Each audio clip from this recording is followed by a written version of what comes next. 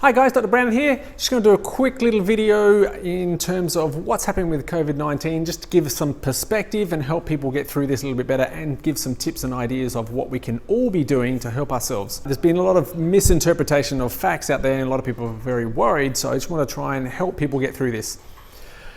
Currently, according to the World Health Organization website, around the world, roughly 80% of people that are being infected with this are getting mild cold and flu-like symptoms. And by mild, we mean sore throat, dry cough, running a temperature, a fever. It seems to be lasting 1 or 2 weeks, and like other colds that you've probably experienced yourself, the body is able to fight it off. So that's the vast majority of people that have been getting this, won't be needing hospitalization, will just need to stay home, self-isolate, rest, let the body's immune system fight it off and kill it.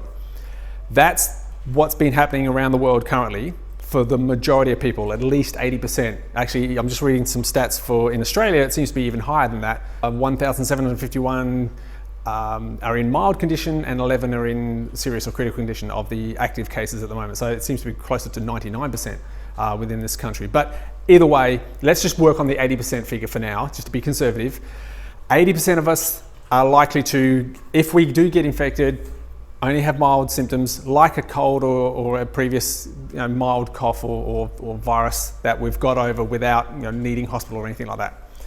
Now that leaves 20%. So roughly 20% of people that are getting this around the world are having more serious adverse reactions, which can include respiratory illnesses, pneumonia, kidney failures, sepsis, and death in around 4% of the people that get this. So of 100 people that get infected, 80 just stay home, rest, the body kills it.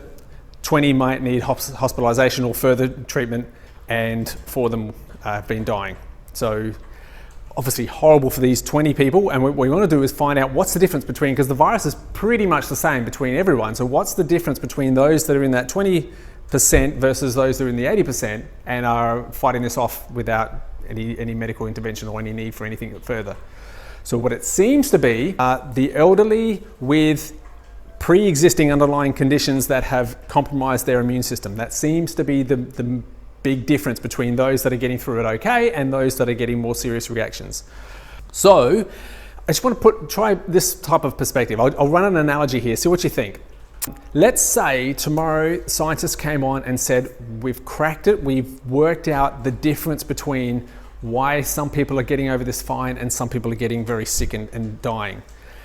And this is an analogy, so just go with me. If they came up and said, the difference is those that can juggle seem to be getting through okay, and those that aren't very good at juggling seem to be the ones that are getting more sick and dying. If that was the case, I don't know, it's just a hypothetical here, but if that was the case, what would be the very first thing that we would all start doing? I mean, it would be everywhere. It would be on the news. The government would be telling us all the different ways that we can improve our juggling skills. It would be all about getting better at juggling, right? So that would improve our chances.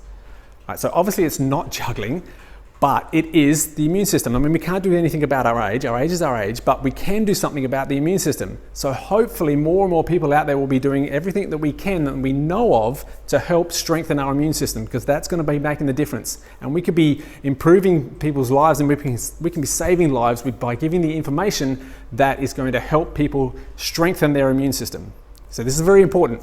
So there's a whole bunch, we know so much about the immune system, and there's so much that we can do, and you don't need an all or nothing approach. So it's not like it's not going to work unless we do all of these things. So I'm going to list off a whole bunch of things that we could be doing to help strengthen our immune system. Pick and choose whichever ones you want. But yeah, every little bit helps strengthen the immune system, which helps not just for COVID-19, but for all the viruses and bacteria and fungal infections that are out there. So this works to help strengthen you against all of those. Now, first of all, reducing stress where possible. These are very stressful times, and stress suppresses our immune system. So where you can, try and actively be working to reduce that stress where possible.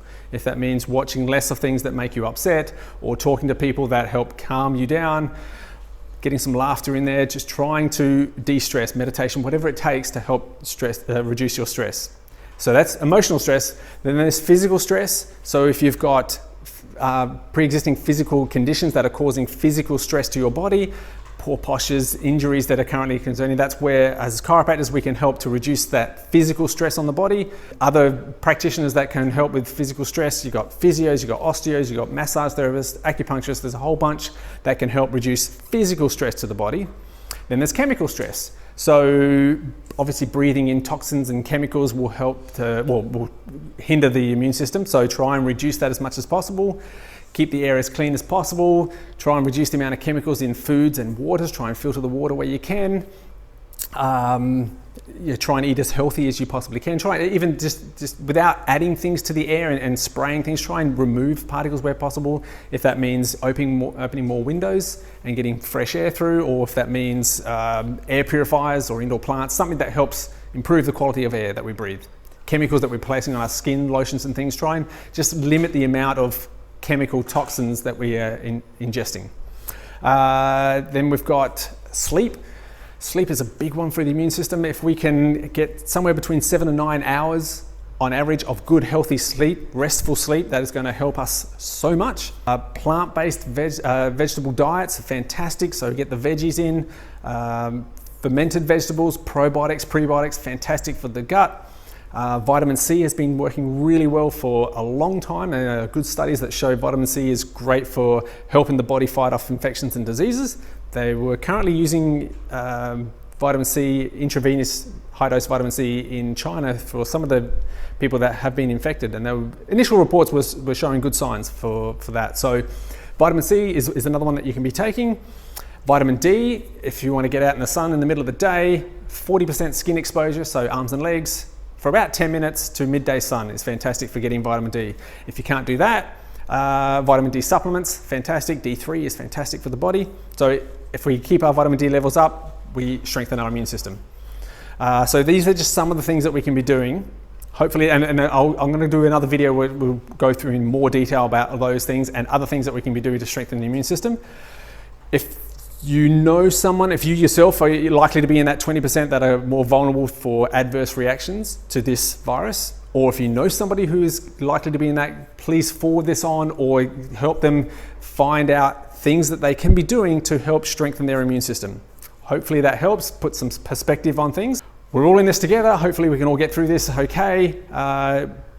Best we can do is to limit our exposure, keep washing the hands, keep isolating from areas that you think are going to be, have crowded people, which are more likely to be passing the infection on, and do your bit to try and strengthen your immune system, not just for this, but for all the viruses and infections that are out there. Hope that helps. We'll see you soon.